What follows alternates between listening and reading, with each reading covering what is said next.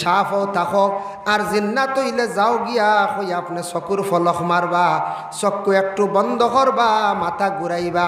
যদি জিন্নাত হয় সেকেন্ডর লগে চকুর ফলকর লগে মিলাই যাইব। আর সাপ যদি হয় থাকবো তাহলে আপনি সাপরে বিসমিল্লাহ হইয়া আপনি মারবা। যে জন্তু যে কোনো মখলুকরে আপনি বিসমিল্লাহ হইয়া মারবা, মারলে আপনি বিসমিল্লাহ হইয়া মারলে আপনি এর দায়ী হইতা নাই, আল্লাহ আপনারে ছাড়ি দিব। আর বিসমিল্লাহ হইয়া যে কোনো মখলুকরে আপনি মারতা তখন এই মখলুক আপনার উপরে কোনো দায়ী হইত নাই। বিসমিল্লাহ হইয়া মারতা। আর সাপ মারলে সাপর লগে দুইজন ফরিস্তা আসন, দুইজন ফরিস্তা আজাদ হয়ে গেলা, অবসর হয়ে গেলা, এরা আপনার লাগে আমার লাগে দোয়া করবে। সাপ মারলে এর লাগে সাপরে কোন সময় মারতা? বেহুদাও মারতা না। সাপরে কোনো সময় মানুষে বেহুদা মারন দমক দিয়া, সাপে আপনার ক্ষতি করের সাপ মারক্কা গড় ঢুকি গেছে, গড় আপনার যন্ত্রণা দিব আর একদিন ঢুকিব আপনার অনুমান। সাপরে আপনার চেষ্টা চালাইয়া মারন, সাপে আপনার দমক দিলাইছি, সাপে আপনারে মারব মারন। সাপে আপনার যার ফলে সাপ আপনার বিছনার মধ্যে উঠি গেছে মারক্কা। শহর ময়দান বিভিন্ন জঙ্গলের মধ্যে সাপ চলের কার তারে মারিও না। আর দুইটা সাপ একত্রিত অবস্থায় দেখবা তারা মিলামিশা করের, এই অবস্থায় তুমি তাই সাপরে মারিও না। বিচ্ছু যেটা আছে বিছাপ, বিছা হইল গিয়া কবরেও থাকবো বিচ্ছু, এবং কবরের মধ্যে সাপ থাকবো, জাহান্নামের মধ্যে ভয়ানক সাপ থাকবো, জাহান্নামের মধ্যে ভয়ানক বিচ্ছুগুলা থাকবো। এর জন্য বিছা পাইলে তারে জলদি আপনি মারথা গাড়ি লইতা।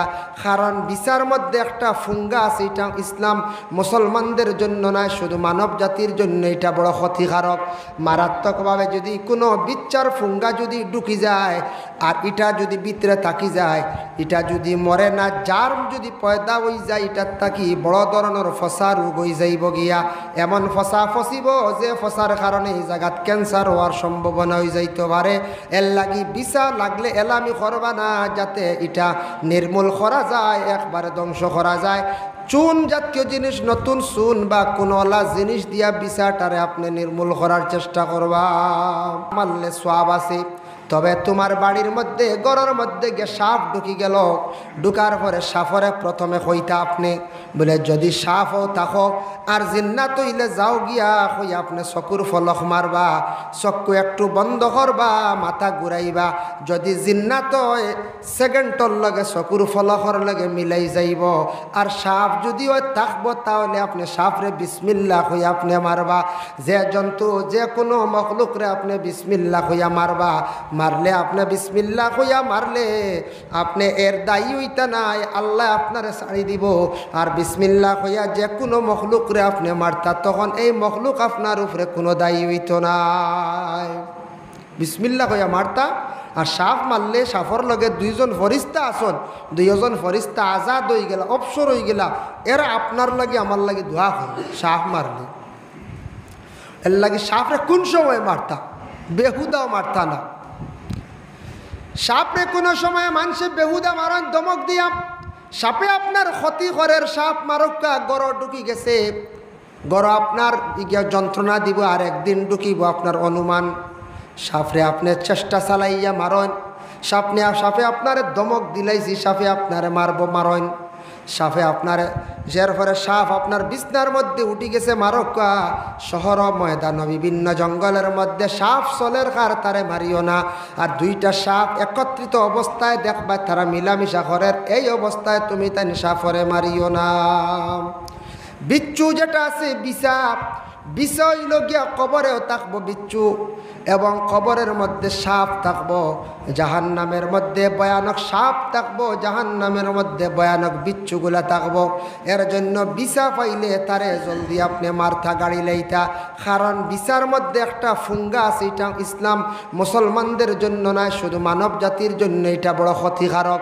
মারাত্মকভাবে যদি কোনো বিচ্ছার ফুঙ্গা যদি ঢুকি যায় আর এটা যদি ভিতরে থাকি যায়, এটা যদি মরে না, যার যদি পয়দা হয়ে যায়, এটার থাকি বড় ধরনের ফসা রোগ হয়ে যাইব গিয়া। এমন ফসা ফসিব যে ফসার কারণে এই জায়গাত ক্যান্সার হওয়ার সম্ভাবনা হয়ে যাইতে পারে। এর লাগি বিছা লাগলে এলামি করবা না, যাতে এটা নির্মূল করা যায়, একবারে ধ্বংস করা যায়।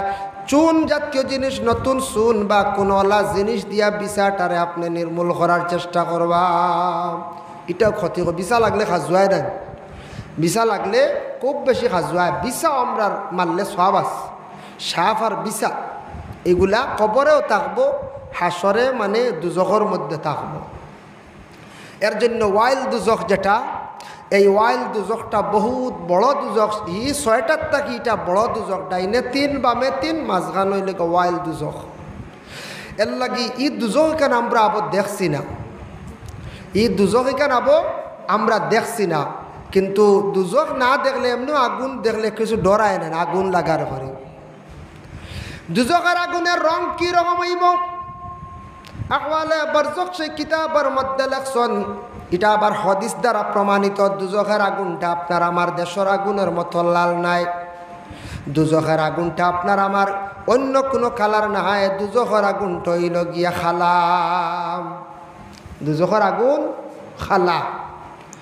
দুজখের আগুনটা এমন খালা আগুন, কোন কারণে আল্লাহ পাক রব্বুল আলামিন সেই আগুনটা বাবা খালা বানাইছেন? ও কারণে আল্লাহ পাক রব্বুল আলামিনে দুজখের আগুনটা খালা বানাইছেন।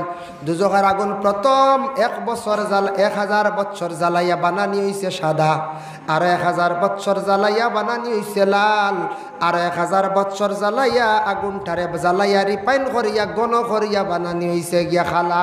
এর জন্য দুজখের আগুনটা খালা থাকবো, ভয়ানক আগুন থাকবো। একজন আর একজন জ্বলিতে সময় খেও খেওরের পরিচয় তেমন পাইতা নাই। অত খালা আগুন আল্লাহ পাক রব্বুল আলামিনে বানাইয়া রাখছেন। আমরার দেশে কোনো সময় আগুন ধরিয়া আনলে কিছু খালা দুমা দে, বুঝা যায় আগুন খালা হইয়া উঠিছে ওলা রানি। ও বলা খালা, আগুনের কালারটা বিলকুল খালা। দুনিয়ার সাপ যেগুলো আছে, দুনিয়ার সাপ আপনি দেখার পরে বাবা দেখুন জানি সাপের একটা জিব্বা আছে, সুপ আছে, ওটা দিয়ে সুপ মারে সাপে।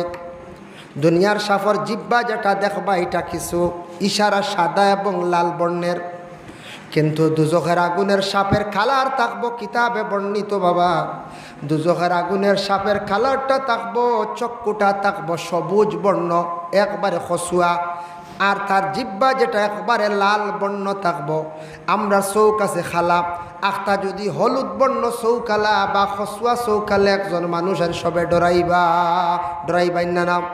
এর লাগে সাপের কালারও বদলাইল থাকবো, তার রঙও বদলাইল থাকবো, জিব্বার কালার বদলাইল থাকবো।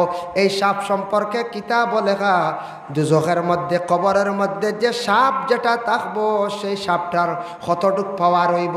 হইত্রাইতা সাপে যদি দুনিয়ার জমিনে যদি একটা সাপে দুজখের সাপে যদি শ্বাস ছাড়ি দে, তাহলে দুনিয়ার জমিনও গাছ বৃক্ষ লতা পাতা হইত নাই। তার শ্বাস প্রশ্বাস ছাড়ার কারণে সারা মরি যাইব তার শ্বাসের কারণে। অতটুক ভয়ানক সাপ হইব জাহান্নামের মধ্যে। যে সাপে শ্বাস ছাড়লে দুনিয়ার বৃক্ষ লতা পাতা সারা মরি যাইব, সারা জ্বলি যাইব, কোনো কিচ্ছু হইত নাই। এই সাপে বাবা সুপ মারব জাহান্নামীরে। যার জন্য কঠিন জাহান্নাম তাকি বাঁচার জন্য আমরা চেষ্টা করতাম বাবা। এর জন্য আল্লাহ পাক রব্বুল আলামিনে পবিত্র কালামুল্লাহ শরীফের মধ্যে ঘোষণা করেন। এই সূরাটা হলো সূরা দুখান।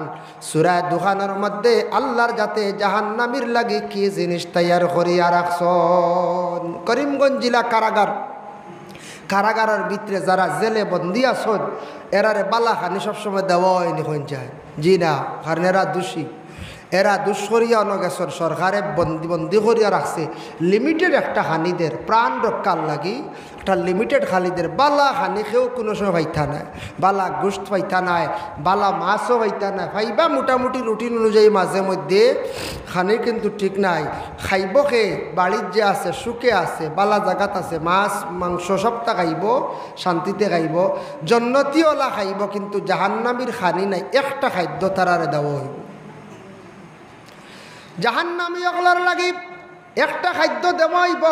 এর জন্য জাহান্নাম সম্পর্কে আরো সামান্য বিস্তারিত আলোচনা করি, তারপরে আমি আয়াত যাইয়া। ওরে আল্লাহর বন্দেগান, জাহান্নাম থাকবো পারে অপারে থাকবা, আপনার আমার সব থাকবো। পুলসিরাতর ঘাট থাকবো, এমন একটা ঘাট থাকবো পুলসিরাতর ঘাট। 1000 বছর উঠার রাস্তা, মধ্যখান 1000, ডাউন হইতে 1000। যারা মানুষ মুমিন হইবা, আমলি হইবা, নমাজি হইবা, এরারে আল্লাহ পাক রব্বুল আলামিনে কঠিন পুলসিরাতর ঘাট ফলকর লগে আল্লাহ পার করবা। এই কঠিন ঘাট পাড়ি দিতে তাদের কোনো অসুবিধা হইত নাই।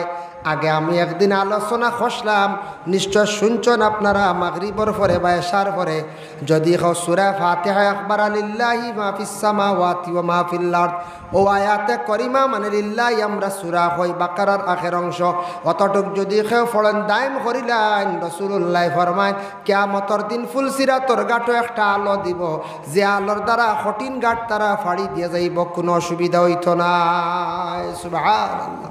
ও আমলটা যদি ভারেন এশার বাদে বা মাসার বাদে অবসর যে কোনো টাইমে পড়লে হইব, নমাজর পরে হইতো, তবে এশার পরে পড়লে বালা সূরা ফাতিহা আকবার আর লিল্লাহি মা ফিস সামাওয়াতি ওয়া মা ফিল আরদ, এগুলো তো প্রায় মানুষ জানি না, আমরা সবে জানি। এর লাগি একটা যদি পড়েন কঠিন ফুলসিরাতর গাঠো সাহায্য হইব, আলো হইব, ফর্স হইব, আলোকিত হইব, এর জন্য কঠিন ফুলসিরাতর গাঠ, কিন্তু সেই গাঠটা থাকবো অতি অন্ধকার। আয়েশা সিদ্দিকা রাদিয়াল্লাহু তাআলা আনহা কঠিন ভয়াবহের কথা শুনছেন, আযাবের কথা শুনছেন। একদিন আল্লাহর রাসূল সাল্লাল্লাহু আলাইহি ওয়াসাল্লাম রে প্রশ্ন করেন, ইয়া রাসূলুল্লাহ, ইয়া হাবিবাল্লাহ, কিয়ামতের দিন কঠিন হাসরের ময়দান আমি শুনলাম আপনি কইছেন সব মানুষ উলঙ্গ অবস্থায় থাকবা, সব মানুষ কিলা থাকবা বলে উলঙ্গ থাকবা, আমিও থাকবো নি বলে, ওগো আয়েশা তুমিও থাকবাই। ফাতিমায় প্রশ্ন করছেন, ও আব্বা, আপনি আখিরাতের ভয়াবহের কথা কইছেন, আমি ফাতিমাকে কিয়ামতের দিন উলঙ্গ থাকবো বলে, হা মাগো তুমি উলঙ্গ থাকবাই। কিন্তু আল্লাহ একজন নবীরে মানে বেহেস্তি প্রথমে কাপড় পুরা পোশাকরে পরিধান করাইলেইবা বলে, খারে বলে হজরতে ইব্রাহিম আলাইহিস সালাতু ওয়াস সালাম রে আল্লাহ হাসরের ময়দান সর্বপ্রথম বেহেস্তি কাপড় পরিধান করাইবা। খানে ইব্রাহিম রে দুনিয়ার জমিন তান দুশ্মন নমরুদে যেই সময় আগ্নির মধ্যে ফালাইছিল, শরীরের মধ্যে কোনো কাপড় রাখছে না, ইহা থকে একটা থাগাও শরীরের মধ্যে রাখছে না। ইব্রাহিমে এক আল্লাহ বলিয়া স্বীকার করছেন, নমরুদ্রে খোদা মানছুন না, যার ফলে আল্লাহ কইছেন, ও ইব্রাহিম তুমি যেহেতু নমরুদ্রে মানসলাই না, নমরুদ্রে খোদা মানছ না, আমি আল্লাহর জাতর এক আল্লাহ বলিয়া তুমি বিশ্বাস করছলাই রে ভাই ইব্রাহিম, তোমার দুজকের মধ্যে তোমার আগ্নির মধ্যে ফালাইবার সময় রে ইব্রাহিম অত তোমার শর্মিন্দগির হালতে তোমার আগ্নির মধ্যে ফালাইছে, তোমার একবারে উলঙ্গ করিয়া ফালাইছে, কিন্তু আমি আল্লাহ তোমার হেফাজত করছি, তোমার শরীরের পশম পর্যন্ত আমি আল্লাহ জ্বালাইছি না, আমি আমার ফরিস্তা দিয়ে সাহায্য করছি, আগুন দিয়ে ফুলের বাগিচা বানাইছি ইব্রাহিম, আমি আল্লাহ ওয়াদা দিলাম কিয়ামতের দিন সর্বপ্রথমে আমি তোমারে বেহেস্তি পোশাক পরিধান করাইম। তাই হাসরের ময়দান ইব্রাহিমর গায়ের মধ্যে কাপড় থাকবো, আর আমার নবীর গায়ের মধ্যে একটা চাদর জড়াইল থাকবো। সুবহানাল্লাহ। দুইজন হাসরের ময়দান সবর শরীরের মধ্যে কাপড় থাকতো না, উলঙ্গ থাকবা, একমাত্র আমার নবী আর ইব্রাহিম নবী দুইজনের গায়ের মধ্যে কাপড় থাকবো, সব উলঙ্গ থাকবা। প্রশ্ন করলা ফাতিমায়, আল্লাহ রসুলের ফাতিমার উত্তর দেন, গোমা ফাতিমা জানিয়া রাখো, হাসরের ময়দান যেন উলঙ্গ খেউর বাঁচাইতো না, খেউর লজ্জাস্থান বাঁচাইতো না গোমা। যেমনে মানুষে হাসরের ময়দানও ভয়াবহ দুজখর আগুন দেখবা, দুজখর ধাউ ধাউ ডাকাই আগুন দেখবা, ইয়া নফসি ইয়া নফসি ইয়া নফসি সারায় বলিবা, খেউর চিন্ত নাই, ইহা তককে আওলাদে আপন ছেলেও চিন্ত নাই, ছেলে বাবা চিন্ত নাই, মায় ছেলে চিন্তা নাই, খেউর চিন্তা নাই। যার যারে আমল নমা চাইবা আর যার যারে নফসি নফসি করবা, সে কিভাবে আল্লাহর কাছে গিয়ে বিচার, আল্লাহর কাছে আমল নমা দেখাইয়া ছুটিয়া যাইতা জাহান্নামর আগুন দেখিয়া সারার মন ফারা মানুষ পাগল হয়ে যাবা, হুশ জ্ঞান মানুষের থাকতো নাই, বেহুশ বেকরার হয়ে যাবা, হুশ জ্ঞান থাকতো নাই। হাসরের ময়দানও মানুষ উঠিবা কবর থাকি, উঠতে সময় বিভিন্ন ধরনের মানুষের সুরত হয়ে যাইব গিয়া, তবে যারা মানুষ মরণের আগে নখ বিলকুল খাটিত না, লম্বা লম্বা নখ লইয়া উঠিবা, মাথার চুল যদি খাটন না লম্বা চুল থাকে পুরুষের এইভাবে চুল লইয়া উঠিবা। যারার মুখের মধ্যে দাড়ি থাকবো দাড়ি লইয়া উঠিবা। যারার দাড়ি থাকতো না নবীর সুন্নত থাকতো না বিনা দাঁড়িয়ে কবর থাকি উঠিবা। যারার মুছ থাকতো না আনা মুছে উঠিবা। যারার মুখের মধ্যে মুছ থাকবে এরা উঠিবা।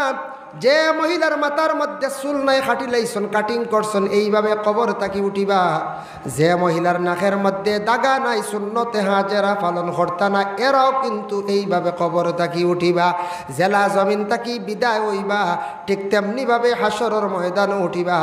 আল্লাহর রসুলের শহীদ হল যারা ইসলামের জন্য যান কোরবান করছেন, যারা কবরবাসী হইছেন, যারা এইভাবে রক্ত মাখা শরীরের মধ্যে তরওয়ালের আঘাত এবং তাদের শরীরের মধ্যে তীর ঢুকিছে বিভিন্ন অস্ত্রের মায়ের, এইভাবে রক্ত মাখা হইয়া যারা দফন করা হয়েছে শহীদ হল কিয়ামতের দিন এইভাবে রক্ত মাখা হইয়া লাল বর্ণ হইয়া সরের ময়দানে উঠিবা।